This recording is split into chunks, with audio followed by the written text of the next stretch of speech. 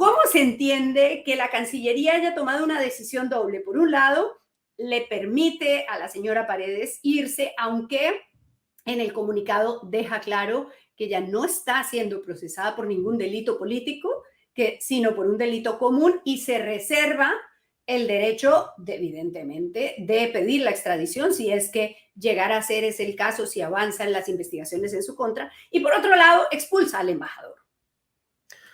Bueno, que esto es algo así como jugar a dos bandas, ¿no? En realidad la Convención de Caracas de 1954, que es una convención de asilo, ojo, esto es muy distinto a un venezolano que viene acá, por ejemplo, y pide refugio, es una figura distinta. La convención de asilo se hace porque había muchos perseguidos políticos en la década del 50, entre ellos hay de la Torre años atrás, y como tú sabes, estuvo 5 años en la embajada colombiana aquí en Lima. Entonces, esta convención protege a las personas que están perseguidas políticamente.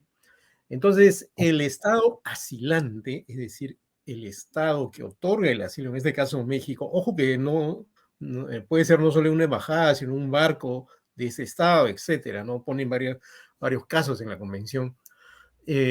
No tiene necesidad de explicar por qué lo niega o por qué lo otorga, ¿no? Es una decisión autónoma del Estado. Entonces, lo que sí es raro es que, por decirlo menos, ¿no? Es que habitualmente es la persona perseguida o supuestamente perseguida la que pide el asilo, y no es el presidente el que está diciendo, vengan acá, los vamos a asilar. El caso Alan García lo revela, él llama, se mete a la residencia del embajador uruguayo y después el gobierno uruguayo evalúa si le da o no el asilo. Acá es prácticamente López Obrador, que hace semanas o días por lo menos lo está diciendo. La Cancillería, al otorgar el salvoconducto, está cumpliendo con la convención, pero se reserva como otros. ¿No podría negarse según esta convención? Sería muy complicado, porque creo que una vez que le han otorgado el asilo, ya que el Estado asilante le otorga el asilo, el Estado territorial tiene que otorgarle el salvoconducto. Si no se lo otorgara, las relaciones con México se enrarecerían aún más de lo que están, ¿no? Pero simultáneamente, como era prácticamente imposible negarle el salvoconducto, ya que le otorgaron el asilo, entonces la otra reacción ha sido declarar persona non grata al embajador Monroy. A mí me parece esto lamentable, Clara Elvira, porque es complicar unas relaciones que históricamente han sido muy cercanas, ¿no? Y tengo la impresión, no lo sé, pero intuyo que puede ser así, que en la propia Cancillería mexicana debe haber preocupación, porque esta es una decisión empujada básicamente por el presidente, ¿no? Y además tratando de convencer a otros presidentes de la región, entre ellos a Gustavo Petro, a Alberto Fernández y a Luis Arce. Yo lo esperaba de México y Bolivia, pero no de Colombia y Argentina. Sí, entonces hablemos de ese otro punto, porque ¿qué puede hacer la Cancillería para explicarles a los presidentes cómo logramos, Ramiro? Siento yo como que sería ideal que haya una conversación franca entre los presidentes en la que se explique, porque, por ejemplo, están las declaraciones que le dio el presidente Gustavo Petro a mi colega y amiga colombiana Vicky Dávila, directora de la revista Semana, en las que él hace un análisis sobre la situación de Pedro Castillo, obviando algunos hechos, por ejemplo, que él sí está investigado por corrupción. Él dice, no, hoy él está preso es por el cierre del Congreso que se lo permitía la Constitución.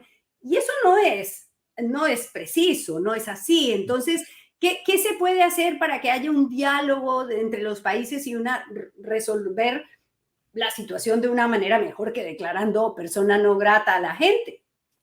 Bueno, a mí me duele que haya ocurrido todo esto, porque, digamos, en América Latina ya hay demasiados problemas como para que haya este tipo de episodios. Yo no creo que sea desinformación, fíjate, ¿eh?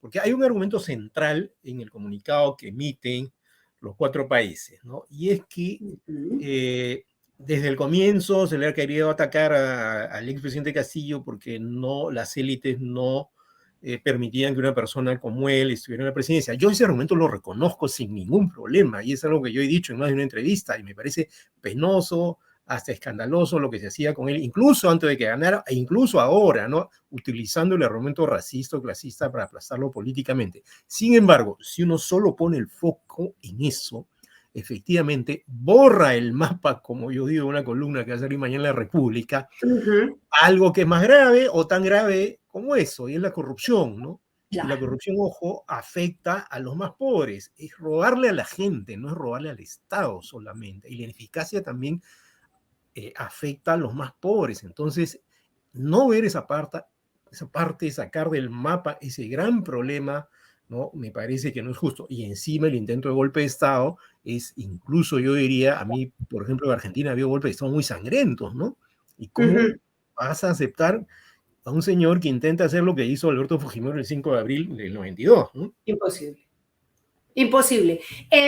Otro punto, con esto termino, Ramiro. ¿Cuál es el futuro de la Alianza del Pacífico, considerando que la Alianza del Pacífico está conformada por México, Perú, Chile y Colombia? Y estamos en esta pelea. Por un lado, Chile no ha reconocido al gobierno de Dina Boluarte,